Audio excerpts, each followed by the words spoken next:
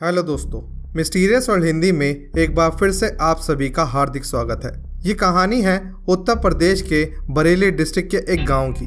ऐसा माना जाता है कि यह गांव पिछले 50 सालों से एक डर के साए में जीने को मजबूर है, क्योंकि इस गांव में दिन ढलने के बाद ना तो किसी को अंदर आने दिया जाता है और ना ही किसी को गाँव से बाहर जाने दिया जाता है। ऐसा करने के पीछे का कारण है यहाँ मौजूद एक नर पिशाच यानी एक ऐसी योनि जिसे अपने बुरे कर्मों के कारण मरनों उपरांत भी मोक्ष ना प्राप्त हुआ हो। ऐसे पिशाच यहाँ वहाँ भटकने के बजाय किसी एक निश्चित जगह पर अपना बसेरा बना लेते हैं और हमेशा के लिए उस जगह पर वास करने लगते हैं।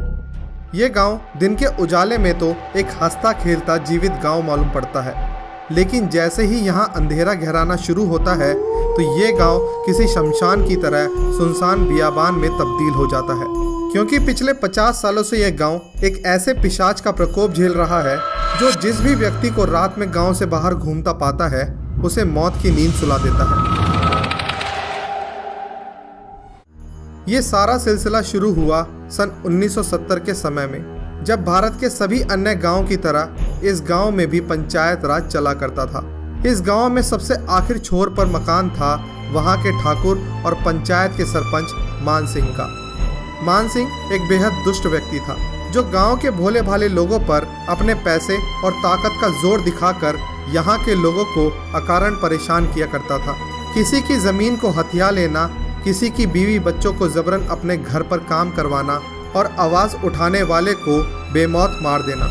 मान सिंह के लिए ये सब हंसी मजाक का खेल बन चुका था, जिसकी वजह से गांव का हर एक इंसान मान सिंह की हरकतों से आजिज हो चुका था। लेकिन उसके रसूख के चलते कोई उसके सामने आवाज़ उठाने की हिम्मत तक नहीं कर पाता था।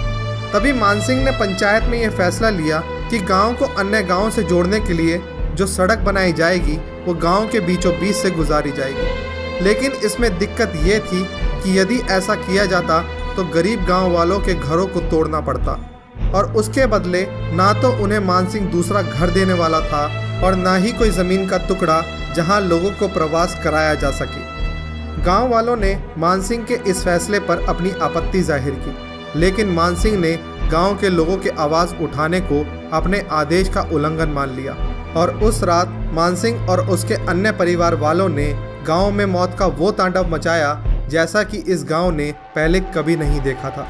मान सिंह के सामने उस रात जो भी आया उसे मौत की नींद सोना पड़ा। मान सिंह के इस कृत्य में गांव के लगभग 9 लोगों को अपनी जान से हाथ धोना पड़ा। लेकिन मान सिंह के गुंडे जाते जाते गांव से कई औरतों और लड़कियों को अपने साथ उठा के ले गए थे। उसी रात गांव वालों ने यह फैसला किया कि वो मान सिंह का दुराचार अब और बर्दाश्त नहीं करेंगे और उन्होंने ये फैसला किया कि गांव की बहू बेटियों को आज की ही रात मान सिंह के चुंगल से छुड़ाया जाएगा। इसी लक्ष्य के साथ सभी गांव वालों ने इकट्ठा होकर मान सिंह के घर पर धावा बोल दिया और एक एक कर घर में मौजूद सभी लोगों को पीट पीट कर मार डाला।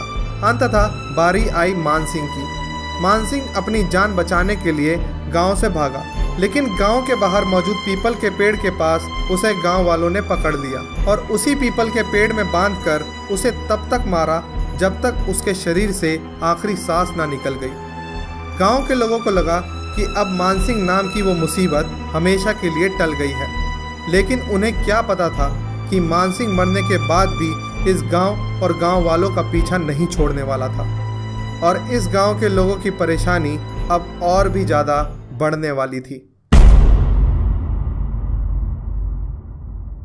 इस घटना के लगभग 1 महीने बाद गांव में रहने वाला रमेश शहर से कुछ सामान लेकर वापस लौट रहा था। तभी उसकी साइकिल की चेन उतर गई और साइकिल ठीक उसी पीपल के पेड़ के सामने जाकर रुक गई जहां मान सिंह को मौत के घाट उतार दिया गया था। वहां पेड़ के पास उसे गांव का ही एक शख्स बुधिया मिला। उसे देख बुधिया ने रमेश से रात को वहां रुकने का कारण पूछा तो रमेश ने बताया कि उसकी साइकिल खराब हो गई है। बुधिया हाथ में चने लिए हुए था और उन्हें खा रहा था और खाते खाते बुधिया ने चनों से भारी हथेली रमेश की तरफ बढ़ाई। रमेश ने भी उन चनों में से कुछ चने खा लिए। चूँकि रमेश का घर पास ही था और साइकिल ठीक ना होते देख साइकिल को कंधे पर उठाकर वह गांव की ओर चल पड़ा।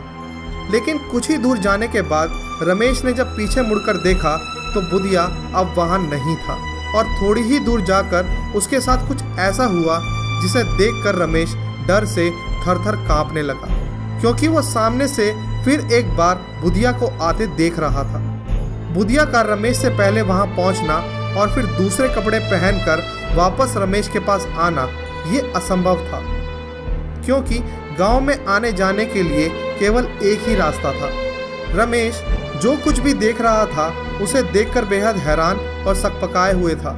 जब बुधिया ने रमेश के पास पहुंचकर उसकी हैरानी का कारण पूछा तो रमेश ने उसके साथ घटित सारा वाकया बुधिया और अन्य गांव वालों को बताया। ऐसा कुछ इस गांव में पहली बार हुआ था, तो सभी के सभी डरे हुए थे और सभी लोगों ने सुबह मिलकर इस बारे में चर्चा करने का फैसला किया और सभी अपने घर को लौट गए। लेकिन रमेश बेहद डरा हुआ था, क्योंकि वह अभी अभी एक पैरानॉर्मल इंसिडेंट का शिकार हुआ था।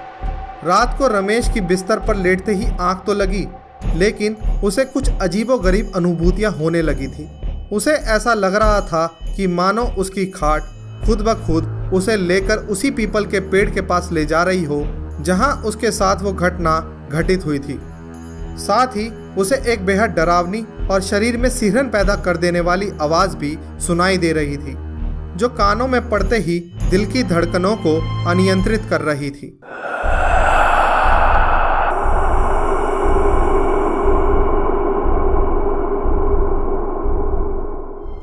लेकिन ये रमेश सपने और वास्तविकता में फर्क नहीं कर पा रहा था और अचानक रमेश ने अपने होश संभाले तो पाया कि वो उसी पेड़ के नीचे सो रहा था जहां मानसिंह को मारा गया था, जहां उसके साथ वो घटना घटित हुई थी। यह देख रमेश की हैरानी का ठिकाना ना रहा। तभी रमेश को एक आवाज सुनाई दी, चले कैसे थे रमेश? वो डरावनी आवाज और वो हंसी रमेश के कानों में कौंध रही थी।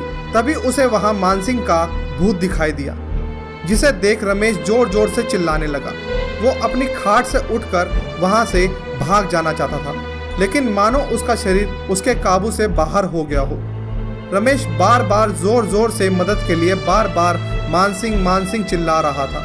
जब गांव के पहले व्यक्ति ने ये आवाज सुनी तो वह डर के मारे वहां अकेले जाने के बजाय गांव के कुछ अन्य लोगों को उठाने गया। लेकिन जब गांव के कुछ लोग बड़ी हिम्मत जुटाकर उस पेड़ के पास पहुंचे, तब तक रमेश उसकी खाट पर ही मृत अवस्था में पड़ा हुआ था।